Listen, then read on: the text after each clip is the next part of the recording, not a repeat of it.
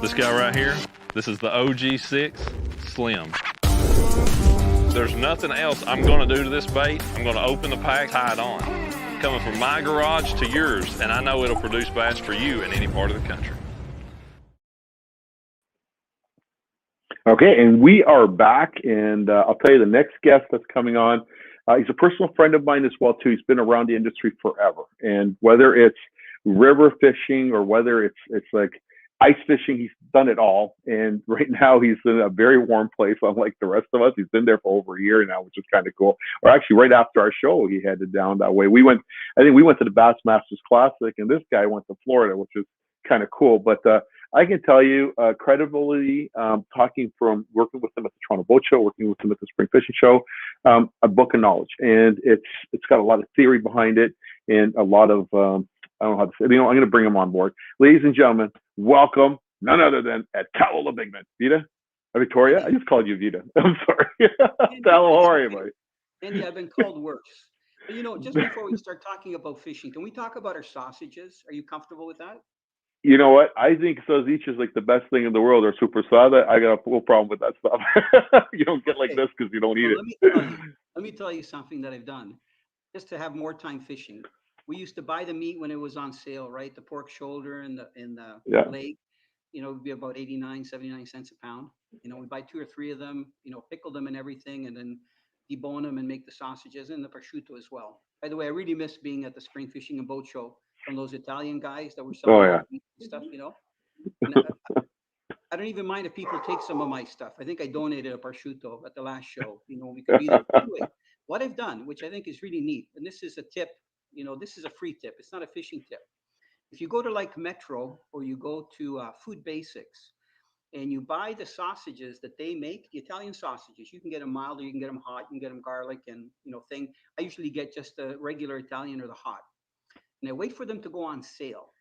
And I take them home. I take them out of the package.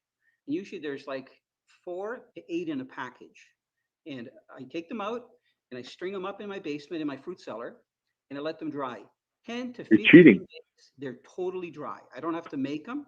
If you don't have a fruit cellar, I made a rack for the refrigerator. How Italian am I, right? I made a rack so that the sausages are about a ½ inch off the actual shelf.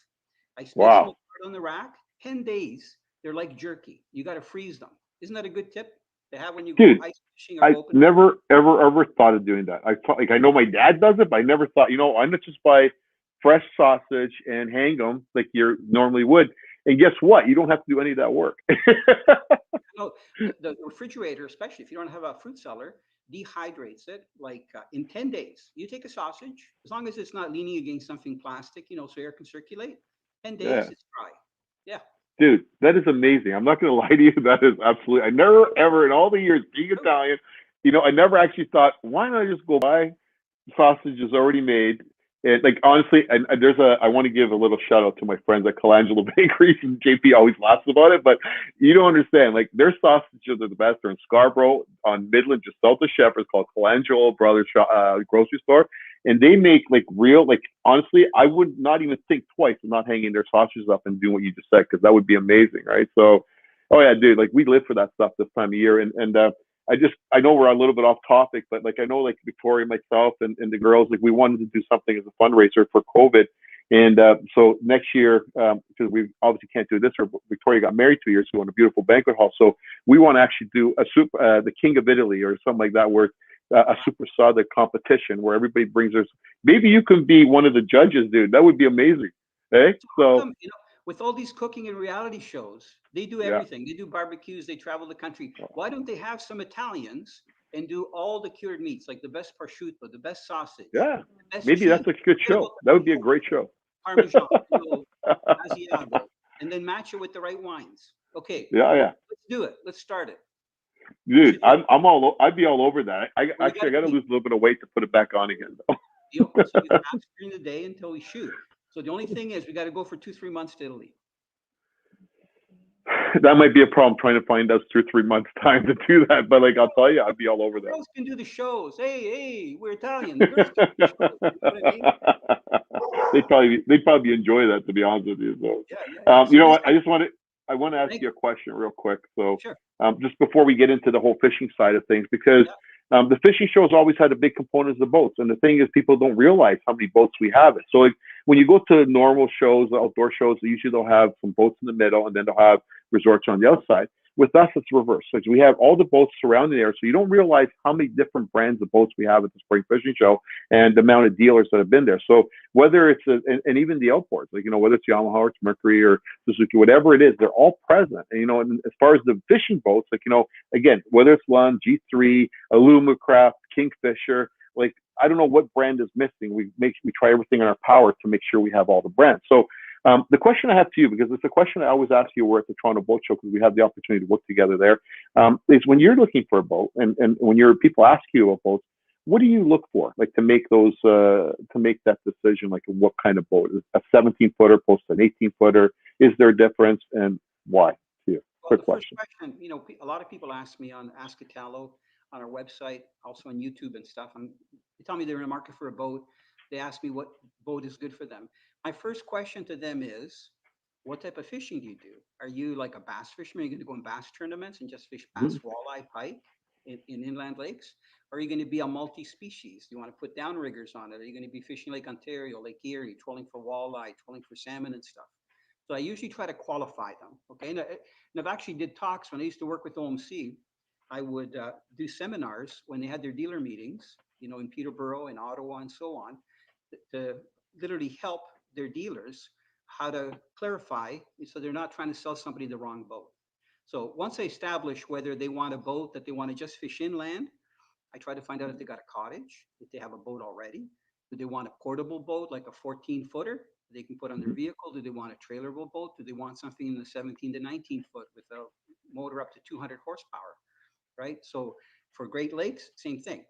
I try to find out what they're planning on doing with it, whether they're just going to use it for recreation. Do they want a family boat with a walk-through windshield, runaround, or do they want a serious fishing boat?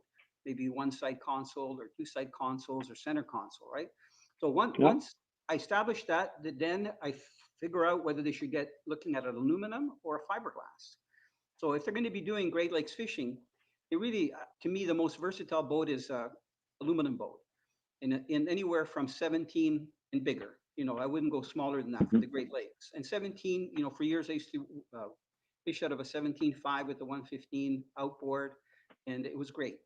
So for inland fishing, it can be aluminum or bass boat. If they're going to be more bass, walleye fishing, pike fishing, maybe going in some tournaments and derbies, bass boat is probably better because they're going to be fishing shallow water. The boat is less susceptible to be moving around by the wind because it's lower profile, it sits lower in the water, it's heavier, and so on. But you don't want to go and put downriggers on a bass boat and take it out in Lake Ontario or Lake Erie. You can. Sure. Guys fish tournaments in 10-foot waves, but that's not what they're designed for. So, last year, was it last year or the year before? Must have been the year before. I was impressed because, I saw lots of boats there, and the one that was manufactured in Bala, team boats that ended up working with them. And it was 1640 rad, 3/16 inch welded aluminum hull made in Bala, Ontario. Shane and Jesse are the owners, and they built it. And they built a custom center console for me, but it was only 18-foot total length. They called it a 1640. And I used that boat with downriggers on Lake Ontario. I used it all over Quebec, Ontario for inland fishing. The thing is a tank, So it really depends. You got to find out what the person wants to fish for so that he's spending the money. And then also, for horsepower, we talked a little bit when we were backstage about horsepower. If you're going to be in tournaments and you got to race boats to get your fishing spot, unlimited. Put whatever you want on there. Put the 900, the new Merc that they've got. Is it 600? 600. 600. They're going to come out with a 900. Don't worry about it, right? if you're an all-round fisherman like I am, here in Florida, I have a Pro Sports that's made in Newfoundland, and I have a 115 on it. I could put a 200 on it, but the fuel efficiency is so good. And I have a 23-foot Sea Breeze that's just outside the door on the lift here, and I have a 150. I could put a 300 on it. But I can do 160-mile round trip on 62 gallons of fuel. Yeah. Now, if you have one motor or two or three motors, you're going to be burning up a lot of fuel. Tell you a story about fuel. And I love big motors. They look great. Down here you see 300s or more on certain boats. My first show that I shot for Here's the Catch, the saltwater series, I fished in New York out of a Buddy Davis. It was, I think, a 36-foot boat with three 300 Yamahas. And I said to the person that we were fishing with, I'll pay for the gas. The first day we went out 60 miles and came back. Second day we went 12 miles. My bill was $800. So I don't know how many times I go that far offshore, when it's that expensive. So fuel efficiency as well, even though the motors are really fuel efficient, both, some of the two strokes that are remained, the Emeralds and stuff, E-Tech, and also the four strokes. But horsepower to me, if you need it, get it. If you don't, get what you need to push the boat and get a good speed, but also think of fuel efficiency. I know I'm a man of few words. Well, the one thing they do want to, because you kind of touched base on something there with respect to like the horsepowers and stuff like that. And, for us, we run a lot of bass tournaments, and a lot of times we get people coming up to us on shore saying, why do you guys need 300 horsepower, 250 horsepower? And a lot of times that is, that's justified by, more time fishing, less time traveling, and that's how you're getting to your spot. So that kind of, I understand that part. But when you're just an average angler that's going out there and having fun, and we talked about this before the show actually started in respect to, today you're supposed to be filming and the winds are pretty high out there. So like that's a big part of preparing to going out fishing and knowing maybe approaching it from a different angle. But when you're in Florida, you only got one side to go from. But but when you're talking about Lake Simcoe, it can make the difference of fishing in Cook's Bay or fishing in Beaverton or fishing out of Barrie or even going to Cooch. Yep.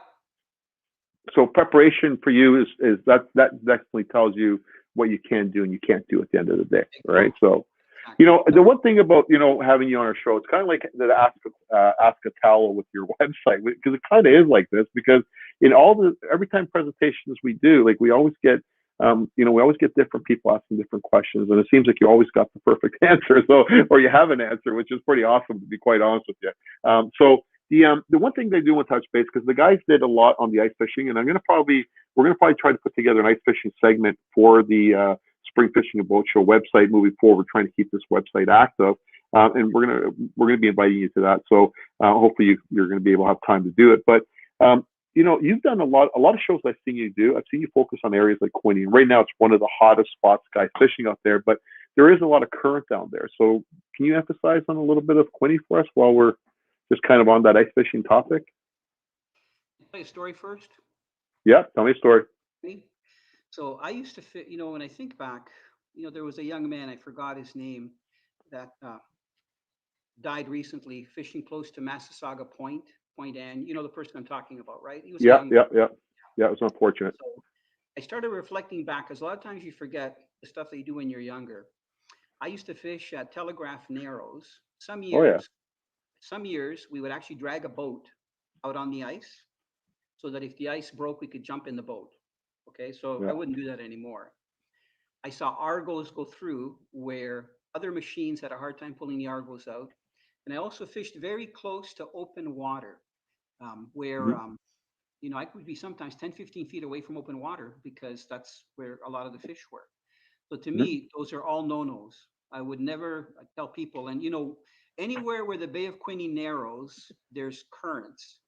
They're either natural currents that come out of the rivers like the Mora or the Trent River, or they're currents created by strong winds on Lake Ontario that suck the water out of the bay, even under the ice, and push it under the bay. And when you get a bottleneck, like at a Highway 49 bridge, going to Picton, or the bridge in Belleville, if you drive over it, even now with the cold temperatures they have up north, you'll see open water, or at Massasauga Point or Telegraph Narrows. So to me, the safest places to fish in the Bay of Quinte, and some of the best places where you catch fish, is the main basins, the big bays. So Big Bay was one of my favorite.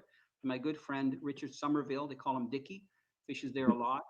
But you start fishing in some of the more protected bays. So really, you shouldn't be going out if the ice is less than 6 inches. Definitely not with machines. And you should always be careful of pressure cracks, because pressure cracks aren't just the ones that you see that freeze over, but at any time, new pressure cracks can develop. And we know, like even on Lake Simcoe and some of the big lakes of the woods and stuff, vehicles go through, guys take it for granted. They can go across pressure cracks because they went across the day before. So to me, if you're going to fish the Bay of Quinte, pick areas where it's protected, like maybe Hay Bay at the bottom end, not off of Sherman's Point or Thompson's Point, because there's always currents there.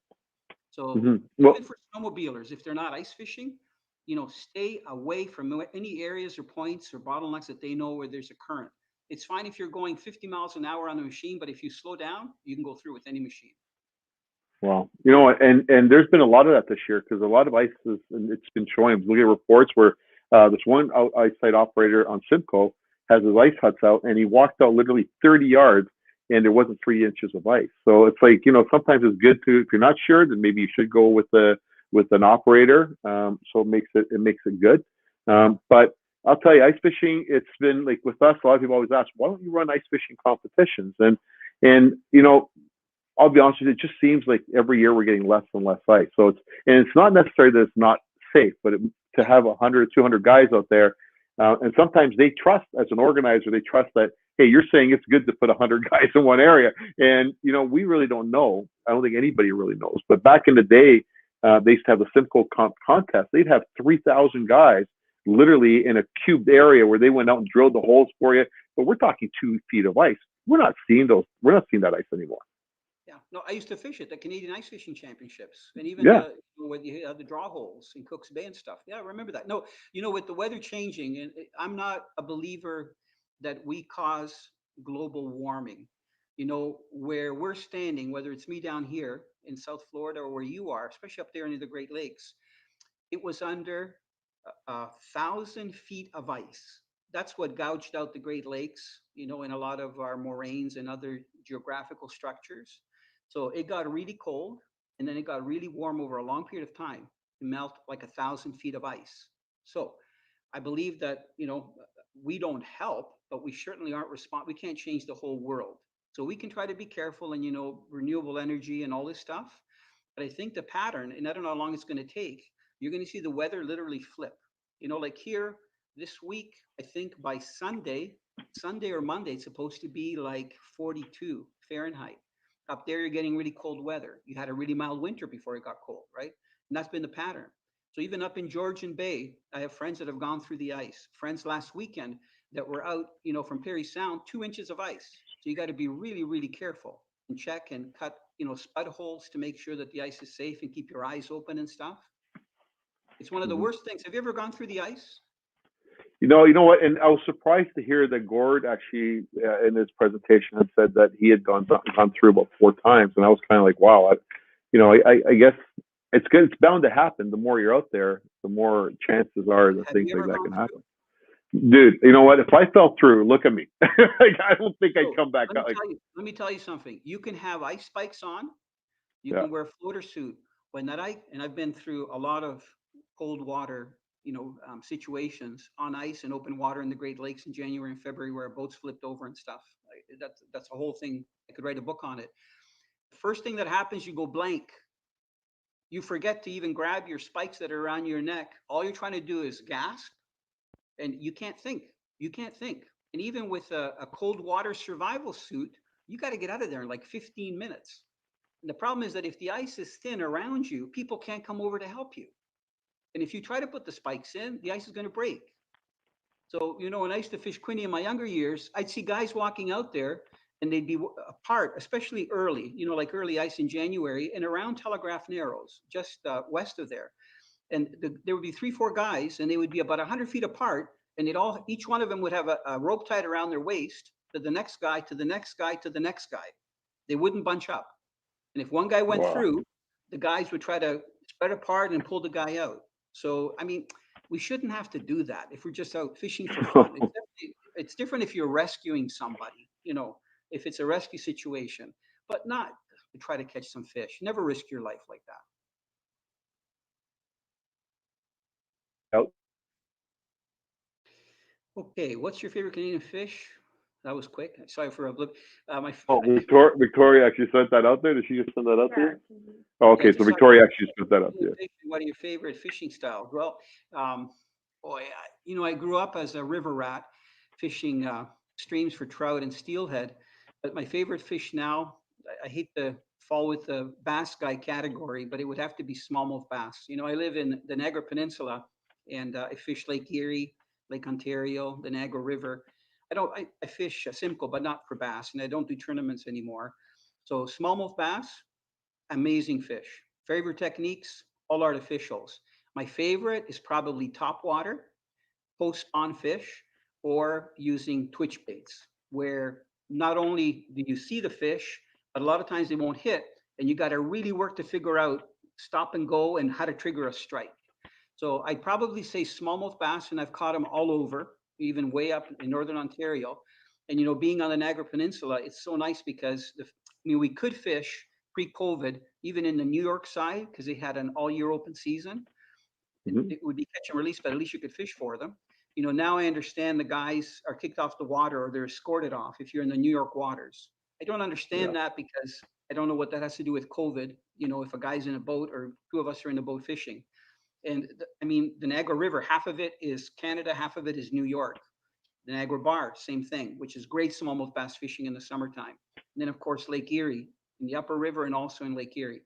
But I have to say, smallmouth bass, top two presentations would be top water and also twitch baits. So, and just touching base on that whole Erie thing, guys going there early.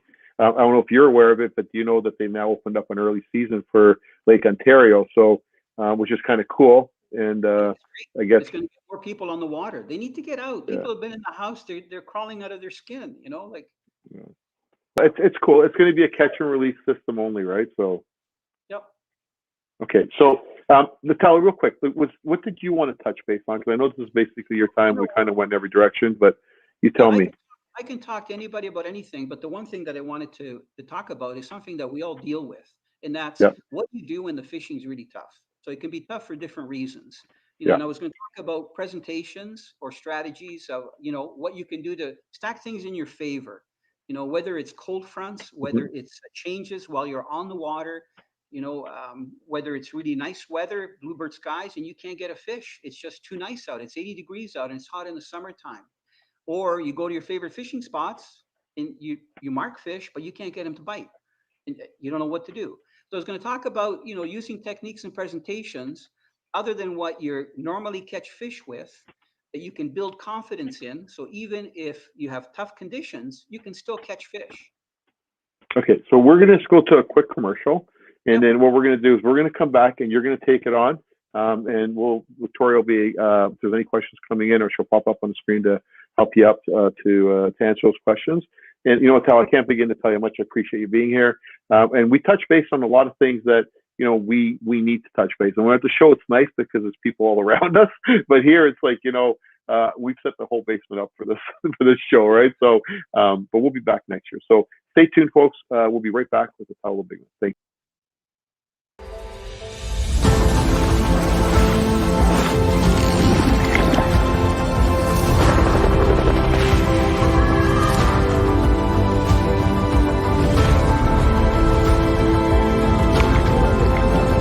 Oh my God!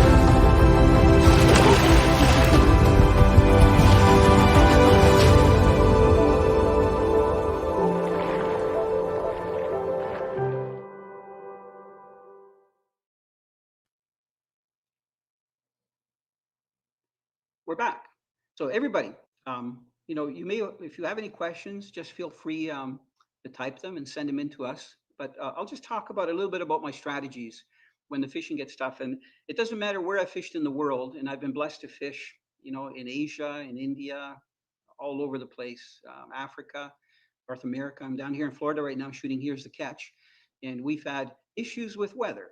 So we've had tide issues where in salt water, the fish feed when the tide is moving. And we've had some crazy tides, really low tides and so on because it's wintertime. And also cold fronts. And for fishing back home, cold fronts are probably one of the nastiest things we deal with.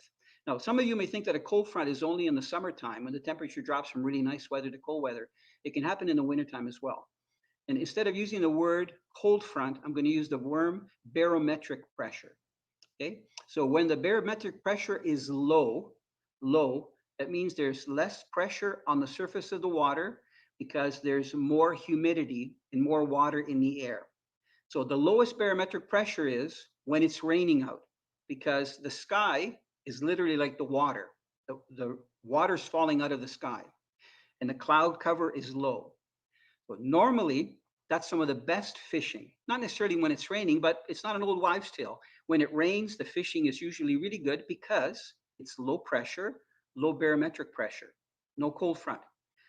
On the other hand, when you have those clear bluebird skies, when the clouds are really up there, here in Florida, we see a lot of cumulus clouds and they're full of water, but they're way up in the sky.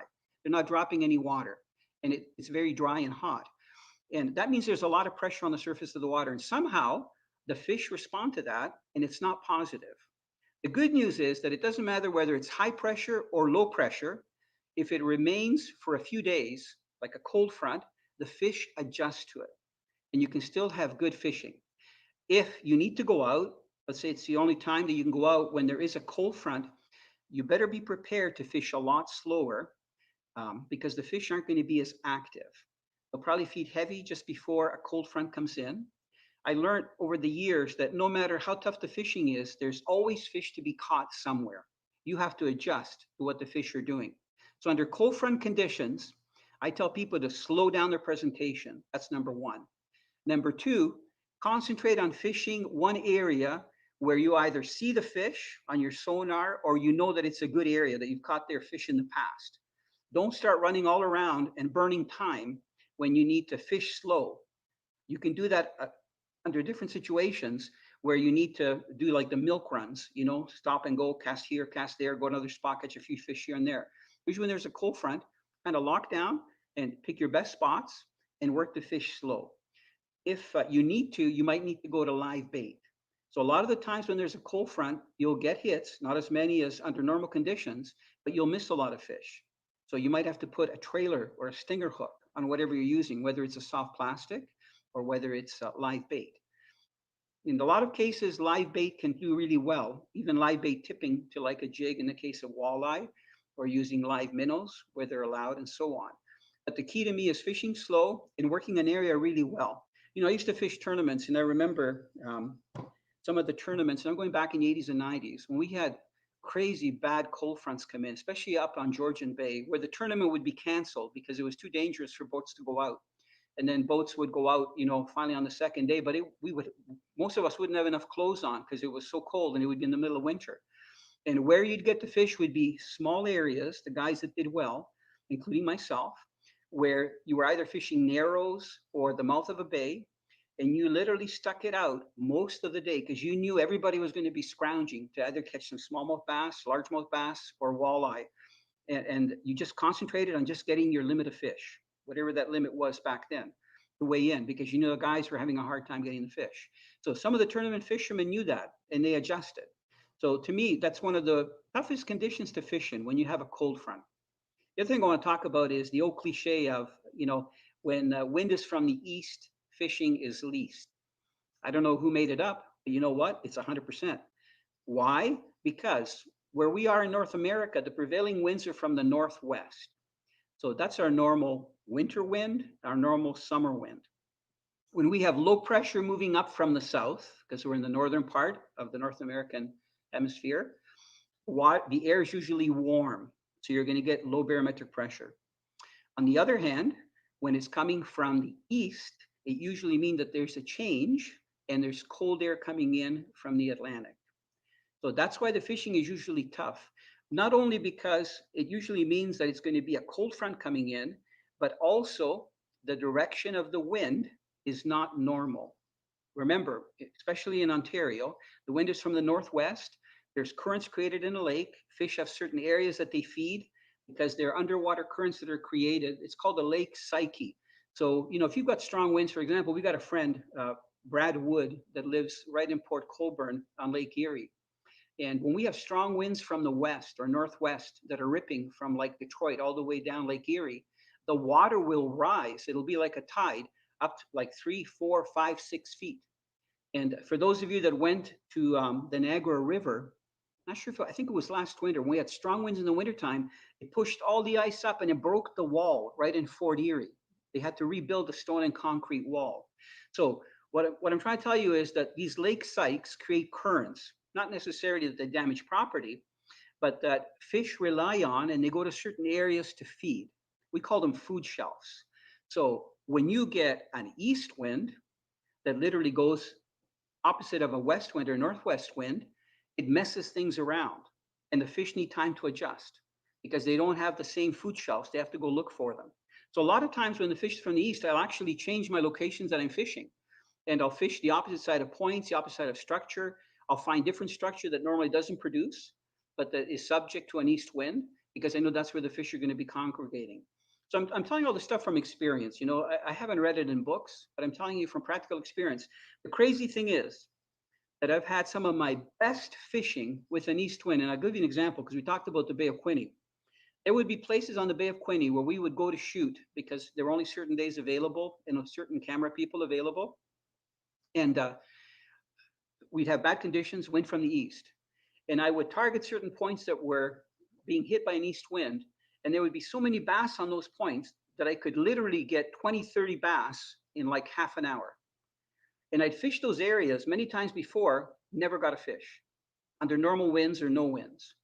But when the east wind would be blowing and it would be onshore, largemouth bass and smallmouth bass, and largemouth bass, you know, don't like windy condition and waves and stuff, but they would be stacked. So you can have some great fishing. And when I used to tournament fish, I saw guys that would win the tournament that would bring in 4 or 5 pound fish for their bag. And it was during, you know, east winds. We had no control over it.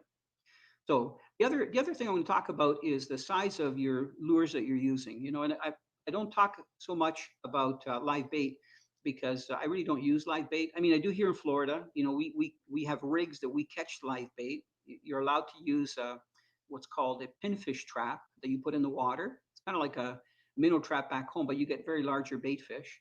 And also we use something called a sabiki rig that we catch larger bait fish that we use live. We either troll or drift with them for some of the saltwater fish like king mackerel and amberjacks, all kinds of stuff, tuna that we get. But back home, I really don't use bait. I mean, I use roe for steelhead, and sometimes I'll use minnows for steelhead, like in the Niagara River. But other than that, it's all artificials. So when it comes to fishing artificials, you know, when the fishing gets tough, I love crankbait fishing. And I've caught fish even when the fishing has been tough on crankbaits, but I fish them really slow. And one breakthrough in the fishing world, and you know, it was nice to see the Rapala ads in between speaking, especially the lifestyle one that they showed last time, is that they make crankbaits that suspend at a certain depth. So they dive down to a certain depth, but they also stay there and they rise very slowly, whether they're twitch baits or crankbaits.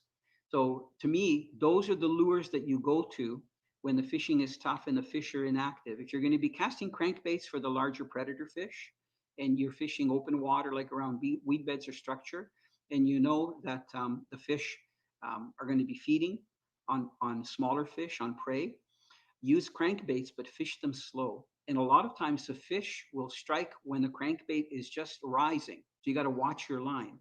So normally, you know, when I fish crankbaits, I cast and retrieve under normal conditions, and the fish are very aggressive, and they chase them and smack them, almost like a muskie, you know, whether it's a smallmouth, largemouth, walleye, pike, and so on.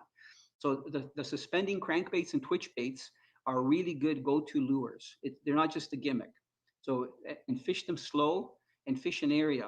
And a lot of times I find when the fishing is tough that you have to prime the fish. Okay, so when I say prime, don't just make a few casts to an area where you think there's fish and leave, especially if you mark the fish. Work it, sometimes 15, 20 minutes. I've fished areas during cold fronts where I could mark fish like walleyes in the Canada Walleye Tournament in Sturgeon Lake. At the north end of the lake, there's a 30-foot hole there. And we were fishing during a cold front in one of the years. It was probably in the late 80s or early 90s. And I remember fishing with Raymond Carignan, who's got his own fishing show in Quebec. And we marked these walleyes in 30 feet of water, and we stayed on top of them. They weren't carp that deep. They weren't other fish. They were walleye. And we fished for like 2 hours, and he was starting to get really antsy. Because in a tournament, you only have so many hours to fish, and you got to go to weigh-in. You know what? Those fish were totally inactive, and then they turned on. We would drop a jig down. You wouldn't even have a chance to jig it. You'd have a fish on. We caught our limit in about 10 minutes. They weren't all big. They were fish that were anywhere from like 14 inches to maybe 18 inches. But at least we had a decent weight, and then we could go to other places and try for larger fish.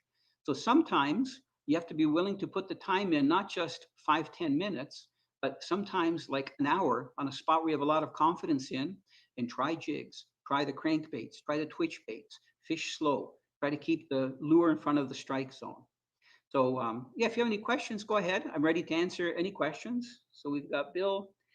How dependent are you with noise, vibration, rattles, wobbling lures? Do you add or detract from your slow days? Great question, Bill. Um, I tell people that there's nothing in the water that rattles. Fish make vibrations, but I'm talking about prey, not much. They're pretty, even when they're under stress or swimming sideways, they don't send out a lot of vibrations. So when I was younger, I used to wonder, why would they make a rattling bait that's like a baby's rattle that you can cast out if you're in an aluminum boat or even any other boat. You can hear the lure when it's 10 feet away, that, going through the water. So what does that sound like to the fish? So I couldn't understand why fish would hit them. But then I realized that, when fish are feeding, conditions are good, you can get them on almost anything, any lures, any bait, especially if you're in the right spot. When the fishing is tough and fish aren't feeding, and I've done this in terrible weather.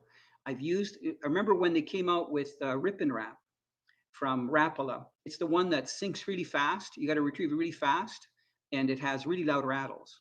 And I remember for the first time casting it, and I was rocking and rolling in a boat in about 3-4 foot waves. I could barely stand up to cast, and I would be getting bass and walleye on it. And I was retrieving it pretty quick because I didn't want to get snagged. Anywhere in about 5 to 12 feet of water. And I realized that those rattles attracted those fish that wouldn't normally hit a quiet crankbait, but because of the vibrations, vibrations and rattle, they were probably striking at it for other reasons. I don't think they were feeding because the conditions weren't feeding conditions, and it was really bad weather and rough water. So the rattling baits to me are also very good lures to use when you can't get fish on live bait, or you can't get them on artificials that look like natural baits that fish would hit. So they're great to use. I think that's one of the reasons why tournament fishermen in the middle of the day, when they're, especially bass fishermen, when they're looking for fish, active fish, they can get to strike, not feed. They'll use a very loud rattling bait. I remember the rattle trap the years, and they'll burn them. That means you reel them in really quick over weed beds, around weed beds, and usually the strikes are very vicious. And I believe it's a reaction strike because the fish are striking. They're not feeding. They're not going slow and looking and grabbing a bait and sitting there. So great question. Any other questions out there that I can answer for you? Okay, Tony, does Italo like Florida fishing more than Canadian fishing? Right now, I love to ice fish, and it used to be that I could ice fish, even at Christmas when I was younger. I'd go to Lake Scugog, and like literally, during Christmas, I could go out there and ice fish out of Gretzky's Beach and stuff on the west side of Scugog Island. But I'm getting older. I'm going to be 65 this coming December, and I'm still very active. Doing 2 series now. Here's the Catching Canadian Sport Fishing. So the reason I'm in Florida isn't because I don't like ice fishing or the cold. Trust me. I mean, I still scoop water out of my ice hole and ice with my hands, just like Mike Borovic. So we're not shy to use our hands, even though we shouldn't, because when you do that for 30, 40 years, it's not good for arthritis and stuff. But the reason I'm here in Florida, number one, we got nice weather, but 2, because I've gotten to know saltwater fishing. And the saltwater fishing, is just such a pleasant change and amazing. And unfortunately, on Canada's East Coast, they don't have the varieties of species in saltwater that they have in the warm seas. On the West Coast, there's lots of bottom fish and halibut, salmon, 5 different Pacific salmon species, whether you fish in the actual ocean or you fish in some of the tributaries. But here in Florida, there's so many species. There's inshore species, offshore species. So I can change from fishing in the intercoastal like I did Wednesday, and we shot footage. Some of you saw the posts on Facebook with the new Sea Deck and the Pro Sports boat, and getting sheepshead, which you can get them literally, from a bridge or from a pier, or even, where there's a rocky shoreline, just use shrimp or crabs. But we were fishing from a boat in covering water, and they're so good to eat. Or I can switch up. Tomorrow today I was going to go out about 40, 50 miles to get some big snapper and grouper, but it's windy. So it's kind of nice that I'm here at home. I was already dressed up to go, fueled up the boat this morning and stuff. So Florida to me isn't that I prefer it more than fishing in Canada, even in the wintertime. Because I love, last year I did a show with Mike Borovic for rainbows up in Georgian Bay, and I try to get out for the different species. I mean, if the ice conditions are good, and fish as much as I can in the wintertime when I'm back home. Also fishing the Niagara River, open water, because it's fantastic, steelhead fishing, brown trout fishing, some Lakers. But I heard when I left, the Queenston boat launch was closed. I don't know if they've opened it up. So again, I think it was a COVID thing, but I don't get this. If guys are launching their boat, it's not like you socialize and talk to people. I know when I get there, I got to take the straps off the boat, put the plug in, get the boat ready. If I'm in line, I'm in there and I'm out of there. Park the vehicle and I say hi to somebody from a distance, whether there's COVID or no COVID, because I want to get out fishing. So anyway, I'm hoping that when I get back, in April, that they'll have the Lower Niagara open, because it's the only access boat launch without going to Port de Lucie or St. Catharines and running Lake Ontario, which can be very dangerous, especially in the wintertime. Any other questions out there that I can answer? Gordon, hi there.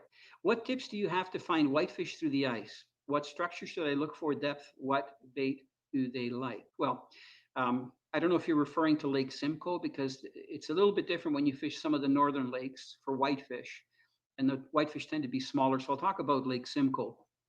Lake Simcoe whitefish were predominantly a deep water fish in the wintertime. So you'd get them, anywhere from, I'm going to say, early in the year, 40, 50 feet, but later in the winter, normal 80, 100, 120 feet, literally the main basin of Lake Simcoe. And there they would feed a lot on smelts. But things have changed a little bit. So the last time I shot a show with James Beaupre, and we went out of Beaverton on the east side of Lake Simcoe, we were only fishing in about 14 to 20 feet of water. And that was even last year. So, and the reason, a lot of the guys who were catching the whitefish were finding gobies in their stomachs. And the gobies are usually in that shallow water, and they're very lethargic around the rocks. So it would be the larger reefs. Some people still use tip-ups and use minnows for them, but I find that it's much, much better if you jig for them, either using, these MIGS jigs or some of the jigs from Blue Fox, like the swim and minnow that looks like a MIGS jig, or even using spoons close to the bottom. A sonar helps, but the one thing that's frustrating about the whitefish is that you can mark lots of whitefish, and sometimes they just won't hit because they do a lot of feeding at night. They're nocturnal, kind of like walleyes in some lakes. So I would suggest that if you're planning on fishing Simcoe, number one, don't go out to the main lake basin, because the ice could still be unsafe, especially with vehicles. So try to find shoals that are close to deep water, but that are as shallow as 20 to 30 feet. And the key is to be there early in the day. As I mentioned, they're nocturnal. Probably the first 2 hours of daylight are critical to get those whitefish that are moving through. Not that there won't be whitefish there later, but those ones will still be feeding. It's kind of like deer. If there's hunters out there, that deer will be very nocturnal. They'll do most of their feeding at night. They'll bed down during the day. So it's critical just before dark and just at daybreak, to intercept them. If you're a hunter, you probably know that. During the day, it's hard unless you're driving them out, with dogs or people and stuff. So to me, the key is now, and also use lures that look like gobies. So tubes will work well for them. I've used finesse fish in the past. Now there's an Italo minnow by Fishing Complete that will work really well, and they've got colors like the goby. Some of the small rattling baits that Rapala makes, and especially the jigs on bottom that have the stand-up heads where the back hook stands up. Any other questions out there? Lots of whitefish, by the way, in Lake Simcoe. It's a great fishery, and they're big. Bill, nice to see you again. Do you prefer winds towards or away from the shoreline? If I'm 50 miles offshore in Florida, I prefer no wind, actually.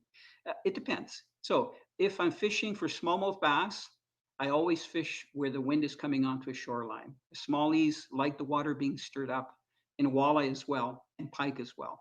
So you probably know that, Bill. So if I'm fishing for fish like largemouth bass that like peace and quiet, I usually try to fish where the wind is coming offshore, because most of the bass fishing that I do is close to shore. I'm fishing, either docks or fishing trees that are in the water, lily pads, shallow water weeds. Sometimes I'm fishing offshore, but I definitely fish where the wind's coming offshore for the largemouth bass. The other fish, I'd say most of them, where the wind is blowing onto points and structure points. Even if the structure is deeper down. Remember I mentioned about these currents, that the lake creates, even inland lakes like the Kawarthas or the big Great Lakes. I think it's critical to be right on the point where the wind is hitting, even on the structure where the waves are coming, fishing the front of it. You can fish the back as well, but the front is usually what produces the fish for me. Any other questions? Gabriella, is braided fishing line better than regular line? Depends. If you're going to be finesse fishing, I do a lot of steelhead fishing, and I use a center pin reel and a float and 8 pound test line in Ontario, and I use monofilament line. The Suffolk Siege is one of my favorite because it has kind of floating qualities. It doesn't float, but it stays on top a lot, but it doesn't pull my float under when I'm drifting with a float. If you're going to be fishing for small trout in streams using an ultralight, or you're fishing some back lakes and you're going to be using 6 or 8 pound test, you're probably better off using monofilament. For ice fishing, people have different opinions. Some will use braid, especially if they're fishing in deeper water, like fishing for whitefish or lake trout in Lake Simcoe or some of the inland lakes. But the problem with braid in the wintertime is that the braid collects more water. And when it's cold out, like -10 Celsius or colder, the braided line will pick up more ice. So you're constantly trying to break the ice off of your line. Otherwise, you can't reel in past the tip when you do get a fish, So for castability, braided lines are much superior because they're low diameter than monofilament. They cast farther. They're very thin, so you get faster drops with jigs. Because they don't stretch, they're great for conductivity. You can feel bites a lot better. So if someone's fishing with, let's say, a 1/4 ounce jig and a twister tail for walleye, and they're using a flimsy rod and they're using monofilament line, they may miss a lot of fish. If you're using a slightly stiffer rod with a braided line, in the same pound test, let's say 10 pound, which is a popular line, your jig drops so fast, you feel everything, the bottom, you can tell if it's soft, if you've gone through a weed, if a fish tapped it. And when you set the hook, the braided line is good because it doesn't stretch and you get a very good hook set, especially if you've got a little bit stiffer rod. So the only problem with the braided lines is that after you use them for an extended period of time, they tend to get limp. And limp is not so good because you get something that we call wind knots. Whether you're using a spinning outfit or a bait casting outfit, with a bait caster, the line will tend to wrap around the tip when you go to cast. So you always have to watch when you reel in that you don't go to cast and that line has one wrap just before the tip, or you lose your lure. Or with a spinning outfit, you got to be careful that the line doesn't go over the front of the reel when you flip the bail over because the line is so limp. And then you reel and the rest of the line goes onto the spool. When you go to cast, it casts fine until it hits that spot where the line goes across the front of the reel, the spool. And then you get a mess. We call it a bird's nest or a professional overrun. So the braid to me is good especially if you're trolling with a long line, if you're casting crankbaits, if you're fishing for, fish like walleye where you want the sensitivity in the hook set. So in my case, I'm going to say 90% braided lines, even here in salt water, because when we fish in like 100 or 70 to 150 feet of water, we want to drop our 4 or 6 ounce weight down to the bottom quick if we're using bait. But inside, even for sheepshead, when we were filming Wednesday, I'll use monofilament on some of the bare reels because they just perform much better with monofilament. Great question, by the way, because most people don't. The only thing, a pet peeve that I have for braid, by the way, and I don't know why the companies haven't kept up to the times. When you buy any rod, I don't care if it's Shimano, Zebco, Rapala, whatever, St. Croix, they have the specs on the rod that is what pound test that rod is designed for. And really that pound test really designates the diameter of the line.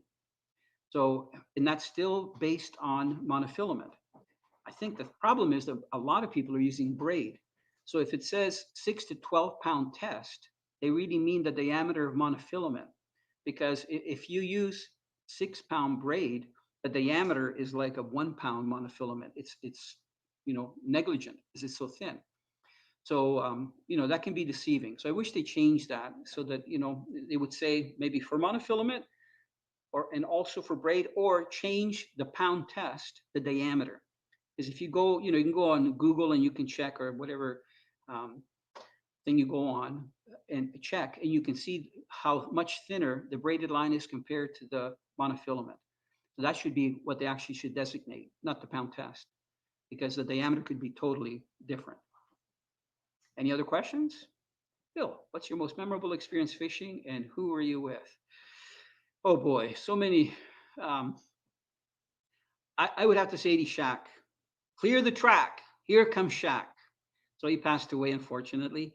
When I worked with him, he was a prostate cancer survivor, and we filmed in Quebec, in northern Quebec. We filmed in the Northwest Territories. And for those of you that are old like me and remember Eddie Shack, he used to break hockey sticks over guys' heads, and that was before they had helmets. We're talking about man hockey, right? And he played for a lot of teams. But the funny thing is, he was a big guy. He was loud. Everybody would know he was in the room when he was there. But when we fished together, he was afraid of the fish. Like we'd get a pike, and he'd be like a girl holding her skirt. I can't touch it. Keep the teeth away from me. So we had a blast everywhere we traveled. So I think it was probably some of my most memorable trips because he was genuine. He wasn't acting, and he made his feelings known. So sometimes he would say things that most of us would think twice before they would come out of our mouths. But he was a lot of fun to work with, and I don't think I'll ever forget him. Clear the track, here comes Shaq. Where's your favorite lake to fish? Which country, which continent, which hemisphere? Um, you know, there's so many good lakes. To be honest with you, if it was a particular lake, in Canada, we're so blessed because we have multi-species. Here, I don't even bass fish in Florida. They catch, different types of panfish here, crappie and brim and shell crackers and all this stuff. And it's mostly largemouth bass, right? So they don't have walleye, pike, the trout species that we have and everything. I would probably say Lake Erie, just because it has such a wide variety of fish. I mean, in Lake Erie, you can get rainbows or steelhead, whichever side you want to call them, because they stock them mostly in the US.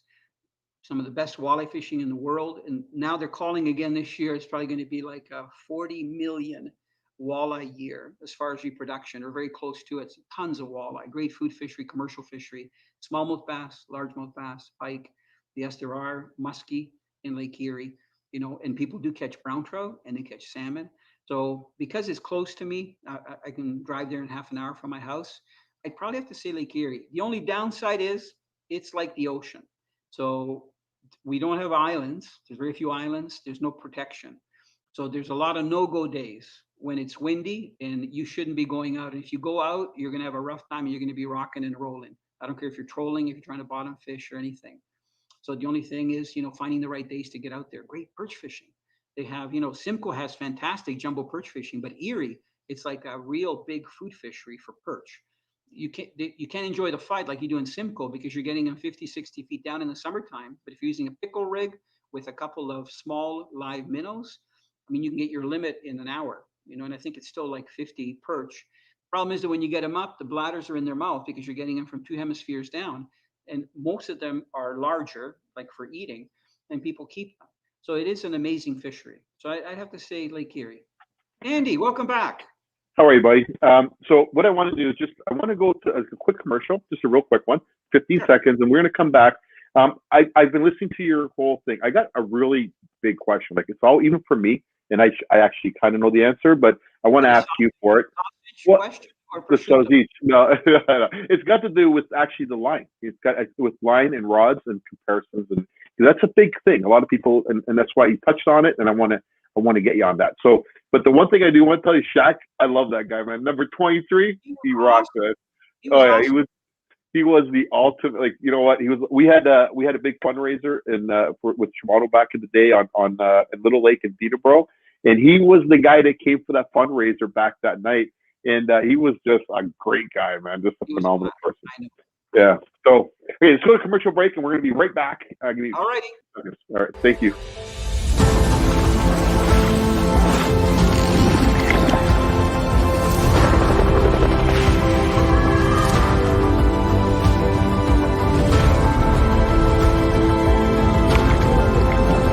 Oh my God.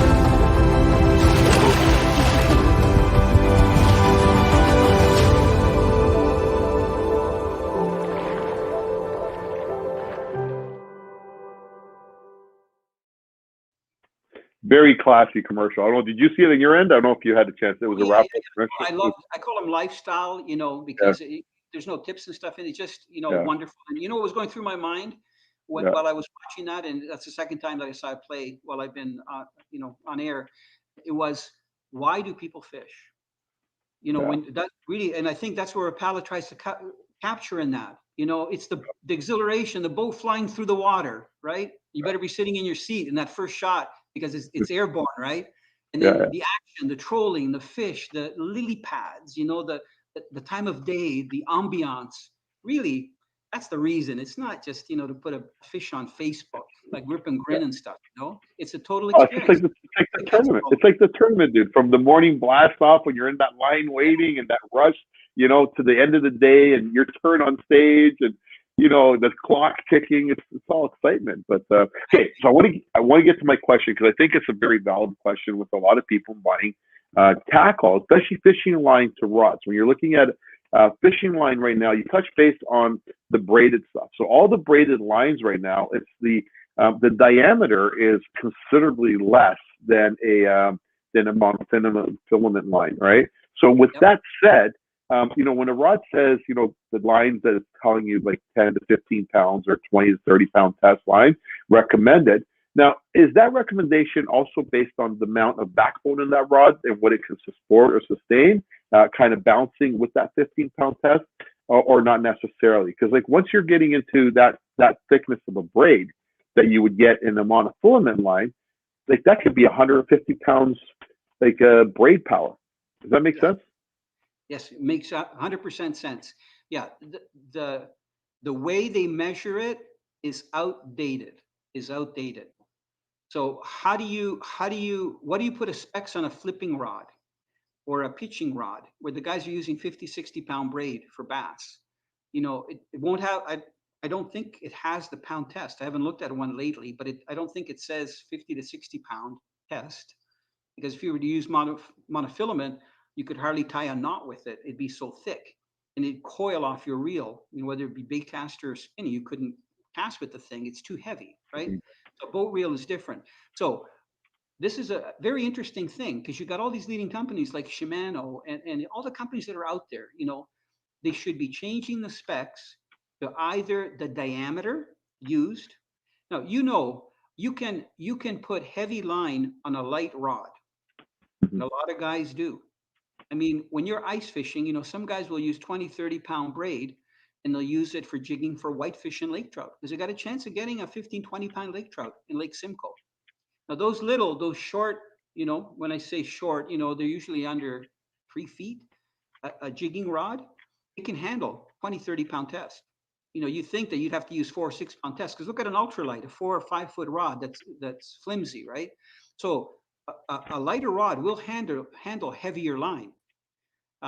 If the rod is built well, even lighter, it shouldn't break. Like you watch these tournament guys, whether it's in Canada or the US, especially in the US where they're not allowed to use a net and they're flipping the fish in the boat. So big fish, they'll go down and they'll try to scoop them under the belly or grab them by the lip. A lot of the fish that are up to 4 or 5 pounds, they flip in the boat. The rods don't break, and those rods are very whippy. I'm working this year with Duckett, which is an American manufacturer, and they make a lot of tournament rods for bass fishermen, especially.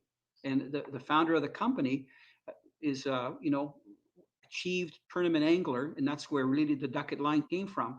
And you look at those rods, they're not stiff. Some are stiff, but a lot of them are very flexible. So when you're using certain baits, you get a flex when you set the hook. You don't pull the hook out of the fish's mouth, but they're also very strong, and you can use any amount of braid that you want on them. So I think the solution would be to put the line diameter, not the weight in pounds. So the line diameter will determine, whether it's monofilament or whether it's braid, what you should be using with it. And the rods shouldn't fall apart if they're built out of good components. Some of the cheaper rods, look, we're Italian, right? You don't spend the money, you get what you pay for. So you get these aluminum oxide guides, the braid are cut right through them. You're going to have a problem with your tip. The lines, especially the tip, because that's the first contact point when you're reeling in, especially with braid. If you're using the cheap ceramic inserts, they're going to pop out. So you better make sure that they've got good Fuji guides, silicate carbide, So you don't have to spend $1,000 on a rod, but you should be spending like 80 to 100, something like that for a decent rod. And there's probably, if it's from a known manufacturer, it's probably got some kind of warranty, and you can check that out too. Some rods have lifetime warranty, some 1 or 2 year warranty. They won't give you a replacement rod if you break it in the trunk of your car or you walk into a wall. But for normal use, usually they're pretty good about that. You touch base on, I was going to ask you next, like, when you're getting into braid, it must take a lot of wear and tear also on the eyes and the guides and also your reels, right? So like you should maybe look at maybe spending that extra few dollars if you're going to go into braid, right? Definitely. Yep. I remember I've got lots of memories of even doing shows down here for Here's the Catch, where we would be trolling for significant fish. A person would hook the fish. One of Benjamin Rubini. We were shooting in the intercoastal. We were going after bluefish and Spanish mackerel. And the first three fish he lost. And then we're like, what's going on? The line just cut. It broke. And I had good line on there. And I actually had to look at the rod, check all the guides. And you know what? The tip guide, the ceramic insert was cracked. Wow. It was just cracked. It was still there. But whenever the braid hit it, it was like a knife on both sides of the ceramic. It's sharp, right? Because it's split. So it was still there. And you didn't really see it unless you really looked at it carefully. And I didn't have a Q-tip to put inside the guide because a Q-tip, the fluff would have caught there, right? So you got to be really, yeah. I mean, even with good rods, somehow they get damaged or banged. Something like that can happen. Like the insert can crack. You got to be careful. And it's usually at the top end. It's not at the bottom end where the line comes off the reel. It's where you're fighting a fish and there's stress, and really the tip is one of the weakest points on the rod. You got to be careful that you don't, bend it, break it off, walk into something. A lot of times people will have a swivel or a split ring or a knot in their line, and they reel in too much, and it hits the tip guide, and sometimes it gets stuck in the tip guide or it goes through the tip guide. You do that enough times, you're going to be damaging that tip, especially with the swivel. So you got to leave a foot of line right before before you cast. Don't reel it right up and have the thing actually break the top guide. That's usually where most of the problems happen. Okay, let's go the other way. Let's go to the other side of the spectrum because, we're actually just talking about maybe a combo system. In my opinion, judging by what you're talking about, going to the braid route, we're talking $80 to $100 for the rod. Probably going to be $80 to $100 for the reel, or $200, and then you're probably $20 to $30 for the pack of braid. So you got $230. You don't got a bait on your braid on the end of your rod. And the thing is like, we got a lot of new anglers coming to the fishing scene with all this COVID happening. Like, obviously the fishing licenses are up, everything's up. And the thing is, we got families that are out there fishing. We want to keep these guys fishing. So the reality, going into the tackle store, new guy to the sport, do I have to spend, like, for 3 kids, $750 to get myself fishing? Or is a $30 rod combo, $50 rod combo? And if I'm going those rod combos, still, even though inexpensive, I'm sure there's different qualities. What would you recommend? Well, first of all, everything that we've talked about the last 5 minutes is really for the average fisherman, the guy that's fishing, quite a bit, and that understands diameters and when to use braid, when to use monofilament. If it's an entry level angler or he's outfitting his family, it's fine to buy the combos that are even $30. Now, sometimes you have to change the line because the line that they put on those combos, number one, it can be too light, it might be 6-pound test. So you should buy, any even monofilament line, but buy at least 10-pound test. So that if you get caught on bottom, you got a little bit better chance of pulling a hook off, and not losing it, especially if you're using a lure. And if you get a decent fish on, then you got a better chance of landing it. So I would say, look at the reel and see how heavy the line is, and you are getting what you're paying for. But for entry level, and especially for kids, if they're younger kids, I would start them off with a push button or what's called a spin cast outfit, so they don't have line tangles, and they understand the principle of when to load the cast and when to release the button to make the forward cast. And they understand the principle of how the line has to go through the air. You can't just slam the water with it. You get some distance. For adults, they can buy combos. Usually for $100, you can get a really good combo, even $80 to start off with. But the same thing, you got to check that the line is half decent, that it's not like 6-pound test. And a lot of times these combos are filled beyond the maximum point, right to the top of the spool. And one of the first things that happens is when you start using it, the line comes off and you get tangles and you lose a lot of line. So there should always be on a spinning reel, 1/8 of an inch gap at the top. So if you have to, maybe take some of the line off, to begin with. If for a bait caster, it's a whole different story. I mean, I've talked to so many people, even here and back home, that are given a bait caster. They buy a bait caster and they say, this is junk. I'm never going to use it again. They put braided line on there. They spent their $20 and they get, 2-3 casts. It's a mess. They got to cut the line with a knife and they put it away. They don't use it. So I did a video, 20 years ago on how to properly cast with a bait caster. And it's on our YouTube channel. If anybody's interested and is having trouble. And it's about an 8-minute video, but it tells you exactly how you're supposed to set the reel. What do you put the magnets on first? Do you put the tension knob? How do you adjust it for the different weight lures? How do you hold the rod? You hold it so that the reel is horizontal, or hold it so that the reel is vertical and gravity pulls down on the spool. Cast with something underneath your arm so you don't have a chicken wing like you do with the spinning outfit. So put a wallet or something underneath your arm so you're using most of your wrist to cast. And all that kind of stuff. So bait casters, for beginners, I'd say stick to either a push button, a spin cast, or a spinning outfit, and then graduate into bait casting. But go online and see how you're supposed to set up a bait caster and change the tension for the different lures. Don't cast a light lure into the wind on free spool. You're going to have a lot of problems. That's why tournament guys have so many bait casters, right? When one gets entangled, they just put it away and grab another one. It's true. No, you're right. But I can tell you one trick that I've had with Dave the bait Mercer, caster. every show he gets a tangle at the beginning of the show. Part of his intro. And they'll win titles. Yeah, That is funny. he's a good So fisherman. a little trick that I got when I went to bait casters from doing all the trade shows and trying to help people come in. I just tell people go with the heavy mono line. It just gives you a little more feeling, and it's not as expensive, and it's a good way to start. And then from there you can slow down. Good point. Let me confirm that 100%. Bait casters were never designed to be used with thin braided line. Yeah. The minimum monofilament line that was used in a bait caster, when I say used, because now a lot of guys use braid, was 14-pound test monofilament, 14-pound monofilament. You'll have very few issues with 14-pound monofilament. And if you do have a tangle, you'll be able to get it out. Now guys are putting 30-pound braid, which is the line diameter of 8-pound monofilament. It's too thin. And when you get a backlash, that line cuts down. Good luck. If that braid is, especially if it's limp, it can go inside the side of the reel because it's so thin, and it can be embedded down where you try to go backwards, forward, you try to get it out. A lot of guys end up cutting it.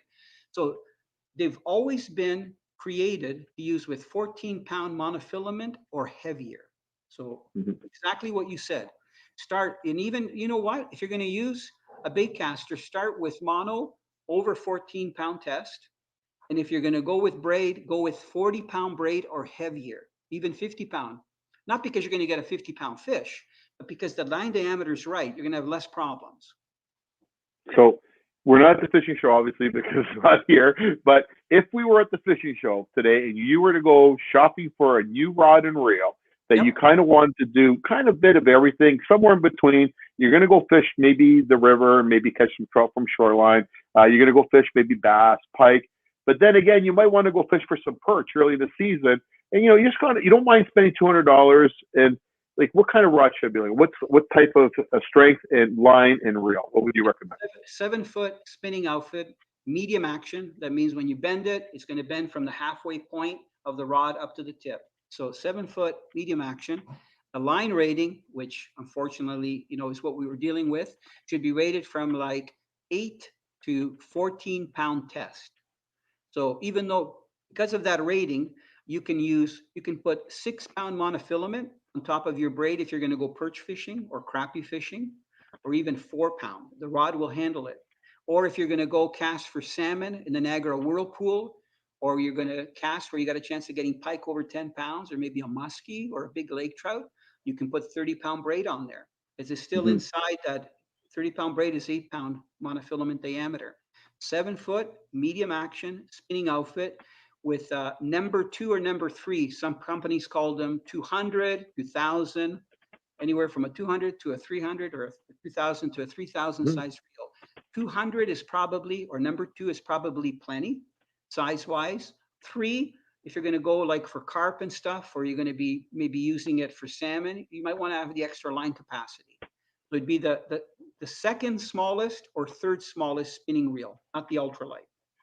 Okay, so go back to line. We've been focusing on this whole line rod thing. We got in mono, we usually have clear, or we have a couple different colors, right? In the braid, now they're coming with all these different colors, like even crazy colors, right? So again, like I got the one rod. I want to set it up proper. It's going to kind of give me a little bit. Maybe you can just emphasize what the color differences and why they have these different color differences. I know there's a difference in eyewear with dark days, light days, but I'm not prepared to change my line every hour to see. Shouldn't. So the one thing that, that I do all the time, I use one main line and I change the leader. So, I mean, I have heavy outfits with 80-pound braid down here, and even back home, if guys are using them for flipping and stuff, some guys might be using mono, but they use braid. I would really, if the water's turbid, you can run any color braid that you want. It doesn't matter. The fish can't see really well. But if you're fishing like finesse presentations for smallmouth bass, for trout, even for walleye, I would go with a fluorocarbon leader. And probably the most popular weight is around 10-pound test. But you can go lighter, you can go heavier, depending what you're fishing for. So if you go for trout, you can go lighter, even though you might be using a 30-pound braid. You can go with a 6 or 8-pound test leader. I on the lighter braid and lighter leader, I use a blood knot. You could use a swivel to make a knot connection at both ends. So, so to me, keep the same line. And the other Italian tip that maybe you've done, I'll keep my half the spool, especially on a spinning or a bait casting outfit, not a trolling outfit or long line outfit. I will keep old monofilament line about half the reel. And then I do a blood knot connection and I put my braid or my newer monofilament on top of that within 1/8 inch of a spinning reel spool. When it starts to get worn, tired, especially braid, because braid is expensive, even at my age and working with companies with line, I take all that line out on a lawn and I flip it around. I take the use end, I do a blood knot, the half spool that I have, and then I wind up the rest of the line so that I'm using the fresh end. It used to be in the center of the spool. Most of us don't use anywhere near the whole spool of the line. Here in salt water, we get spooled. I mean, we got fish that swim at 60 to 90 miles an hour when they hit, and they strip out sometimes a football field of line in one run. But back home, if you're getting walleye, I don't care if they're 10 pounds or you're getting bass that are 4 or 5 pounds, as long as they don't take you into some structure or, trees or something, there's no way you're going to be, most casts are under 100 feet, maybe 150 feet. So unless you're long lining, like trolling for salmon and stuff, that's different. But for most spinning and bait casting outfits, you don't cast to the middle of the spool unless it's a really small spool. If it's a smaller reel, whether it's bait caster or spinning, so that is a very good tip. And Cool. you get double. It's like flipping your underwear that you and I do, right? You wear it 1 week and then you flip it the other way. Wear another week and then you wash it. I do not do that. Just for the record, I do. I got okay. So, do you ever use like a black marker, like what to freshen up the tip of your mono line? Just keep it nice and black when you're flipping jigs and stuff like that. I know I do a lot of bass guys that what they'll do is they'll use a marker just on the last 6 feet. What I do is I use a fluorocarbon leader. Yeah.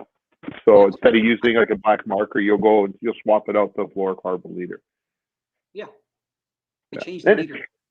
Yeah, and I do that for smallmouth. I find like when I'm doing like the big lakes, I do it. When I'm flipping docks or stuff like that, I just find that braid gets, it's getting whiter a lot quicker. So I just really quickly. You should try it. There's another tip. It's on our YouTube channel, Italo, Labignan, and it's making connections from braid to mono. It's about 6-7 minutes. And one of the tips I explain about, it's an Italian test for good fluorocarbon.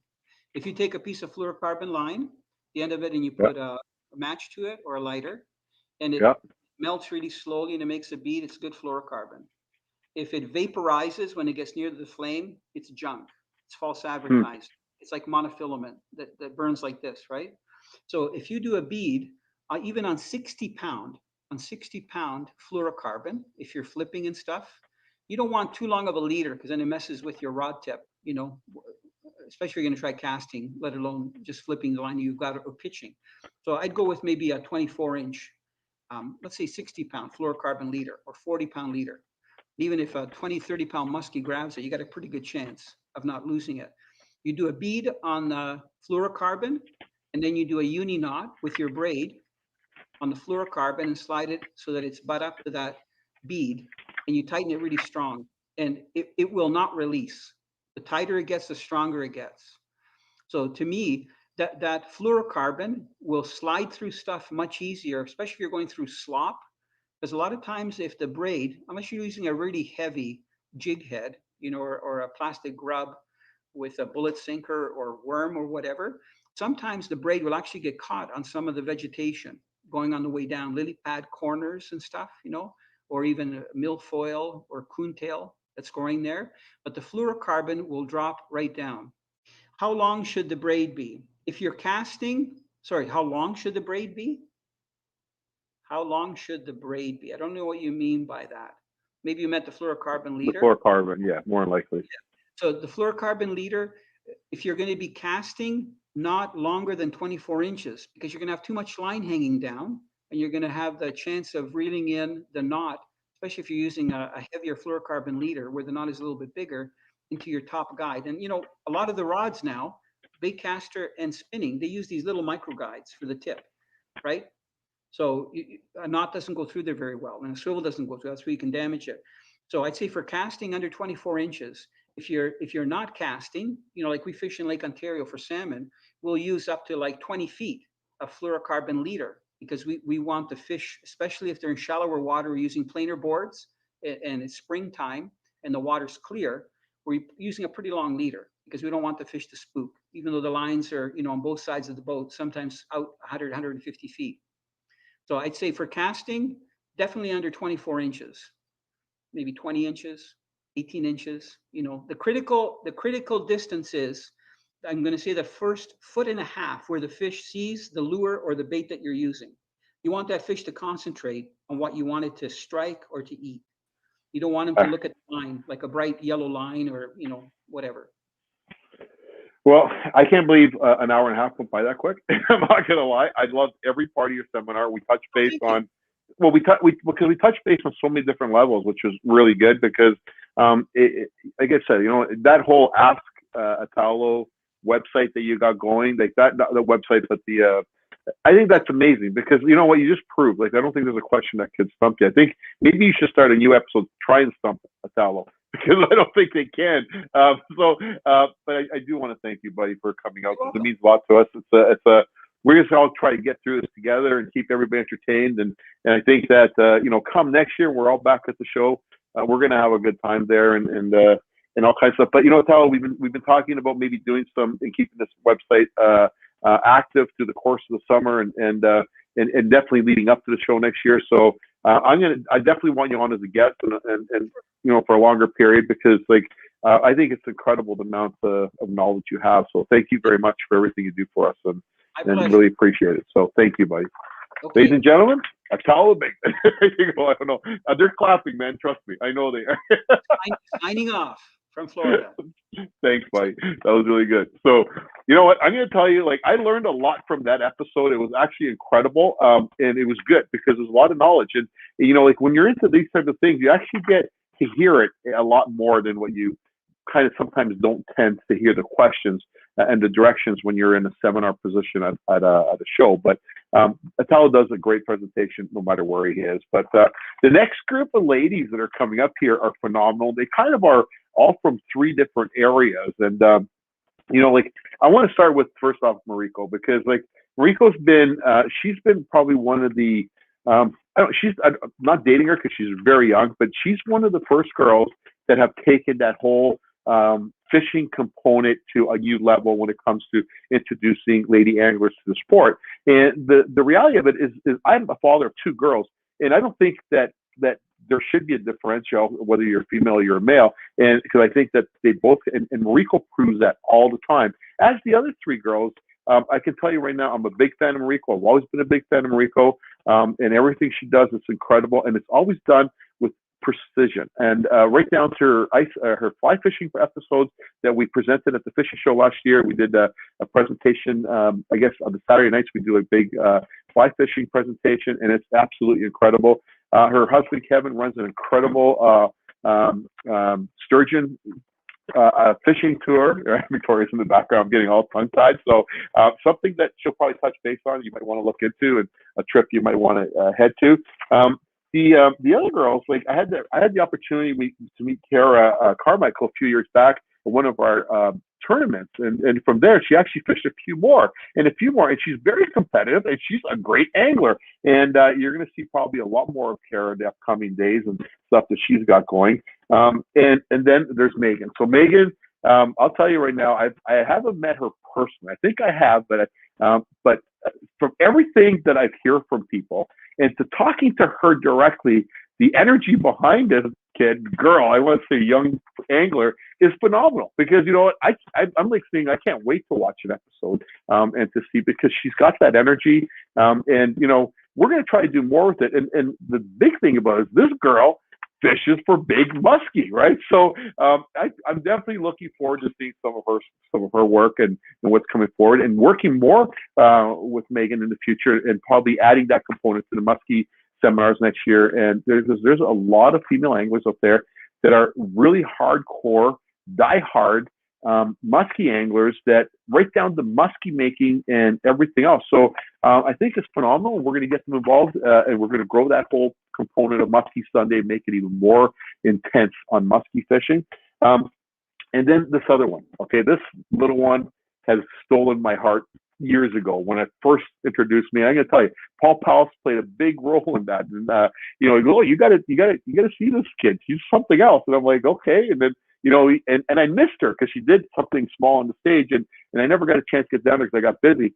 And I'll tell you, but I've been watching her and her shows, and she is definitely she's the real thing. I'm telling you right now, Avery Rose is a story. Like, say the name. So it's Avery Rose, and she is the real thing, guys. Because like, you know, it's one thing when you look at the gods or the main guys in the fishing industry, and they're not like the Al Linders. It's not like me and this and that, and not that people do that, but looking at a child coming up over this, and looking at the guests and the people she's got in, and making them a part of it. She's an incredible person at that age to pick up and do that. And you know what? We can't wait to see more of you, Avery. So, ladies and gentlemen, I'm not going to hold them back anymore. Let's bring up our real lady. Oh, it's a different seminar? What do you mean it's a different seminar? No, it's a different cast. Avery Rose. Oh, I got to end this one, and then I bring the other one? Okay, Victoria's telling me I'm doing something wrong. So, again, I did thank Italo, so I'm going to end that. We're going to go to the commercial. Is that correct? Okay, we're going to go to commercial. I'll come back and introduce them again. So, thank you.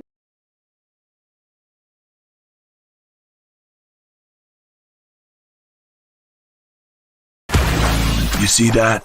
Yeah, that tiny little non-functional unsupported finlet. Yup, that's the one. That right there is the difference between a fish we care about and one we don't, because we believe not all fish are created equal, and not all gear is either. So we build Lure Jensen for the fish that break the rest.